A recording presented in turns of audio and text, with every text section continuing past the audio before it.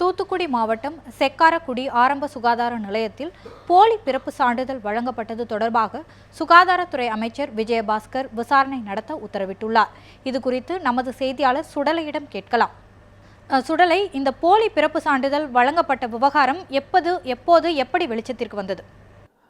வணக்கம் மாலதி. நாம் முன்னதாக இந்த செய்தி தொகுப்பில் முழுமையான அந்த தகவலை பார்த்திருப்போம். அதன்படி இந்த போலி பிறப்புச் சான்றிதழ் வழங்கியது தொடர்பாக நெல்லையைச் சேர்ந்த வழக்கறிஞர் பிரம்மா அனைத்து முழு தகவல்களிடம் நம்மோடு பகிர்ந்து கொண்டார். இதனை அடுத்து இந்த உண்மை தகவல்களை கண்டறிவதற்காக சம்பந்தப்பட்ட அந்த குழந்தைகளுடைய பெற்றோரை நாம் முதலாக நேற்றைய தினம் கருங்குளத்தில் உள்ள அந்த திருமலை நம்பி முப்பிடாதி என்று சொல்லக்கூடிய அந்த தம்பதியரின் சொந்த ஊருக்கு சென்றிருந்தோம். அங்கு அவருடைய திருமலை நம்பியுடைய தாயாரிடம் தொடர்ந்து நம் இது குறித்து கேட்டபோது தங்களுடைய குழந்தை அம்பாசமுத்திரத்தில் உள்ள லட்சுமி அம்மா என்று சொல்லக்கூடிய தனியார் மருத்துவமனையில் பிறந்தது என்று தெரிவித்தார். ஆனால் கீழச்சக்காரக்குடியில் எங்களுடைய குழந்தை பிறக்கவில்லை என்று உறுதியாக தெரிவித்த நிலையில் இது குறித்து நம்மிடம் பேட்டி அளிப்பதற்கு அவர் மறுத்துவிட்டார். இந்த சூழலில் தொடர்ந்து இன்னொரு தம்பதியான கண்ணன் சங்கரம்மாள் என்று சொல்லக்கூடிய சேரன் மகதியைச் சேர்ந்த அவர்களோடு அவரை நேரில் சந்திக்க முடியவில்லை. தொலைபேசியில் தொடர்பு கொண்டு கேட்டபோது தங்களுடைய குழந்தை நெல்லையில் உள்ள தனியார் மருத்துவமனை ராமலட்சுமி என்று சொல்லக்கூடிய தனியார் மருத்துவமனையில் தான் பிறந்தது என்றும் கீழச்சக்காரக்குடியில் பிறக்கவில்லை என்றும் அதற்குரிய பிறப்புச் சான்றிதழ் அவர்களிடம் இருப்பதையும் நம்மோடு பகிர்ந்து கொண்டனர்.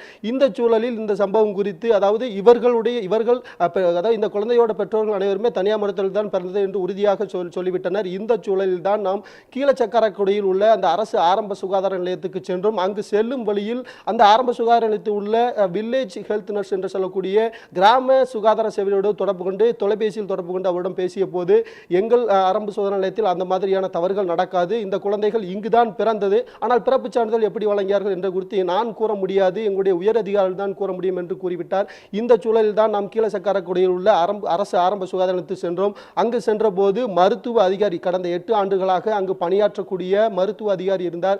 அவரிடம் இந்த சம்பவம் தொடர்பாக கேட்டபோது இந்த குழந்தை இங்குதான் பிறந்தது என்று அவருடைய கையெழுத்திட்டு சீல் வைத்து அந்த சான்றிதழை நம்மிடம் அளித்திருந்தார். அந்த சான்றிதழ் படி திருநெல்வேலி மற்றும் அம்பாசமுத்திரத்தில் பிறந்த இந்த தனியார் மருத்துவத்தில் பிறந்த இதே குழந்தை இதே பெற்றோரின் பெயரில் இதே தேதியில் அந்த தூத்துக்குடி மாவட்டம் செக்காரக்குடியில் உள்ள அரசு ஆரம்ப சுகாதாரத்தில் தான் பிறந்தது என்று அவர் தெரிவித்திருக்கிறார். இந்த இரு வேறுபாடுகள் குறித்து இது ஒரு சந்தேகத்தை ஏற்படுத்த நிலையில் தொடர்ந்து அவரிடம் நாம் கேள்வி எழுப்பிய போது எனக்கு இது மட்டும்தான் தெரியும், இது தவிர வேறொன்றும் தெரியாது, அனைவரும் சேர்ந்து என்னை இந்த சம்பவத்தில் மாற்றிவிட பார்க்கிறார்கள் என்றும் இது குறித்து நான் மட்டும் இல்லை, இது குறித்து ஹெல்த் இன்ஸ்பெக்டர் அதாவது சுகாதார ஆய்வாளர் மற்றும் செவிலியர் பலர் இருக்கிறார்கள், அவரிடம் நீங்கள் கேட்க வேண்டும், என்னை மட்டும் கேட்கக்கூடாது என்று அவர் கேள்வி எழுப்பினார். தொடர்ந்து அதாவது சுகாதார ஆய்வாளரோடு அவர் தொலைபேசியில் தொடர்பு கொண்ட போது நாம் இருக்கின்றோம் என்ற தகவலை அறிந்தவுடன் அவர் தொடர்பை துண்டித்து விட்டார். தொடர்ந்து சுகாதார ஆய்வாளரோடு நம் தொலைபேசியில் முயற்சி செய்த போது அவர் செல்லானது சுவிட்ச் ஆஃப் செய்யப்பட்டிருந்தது.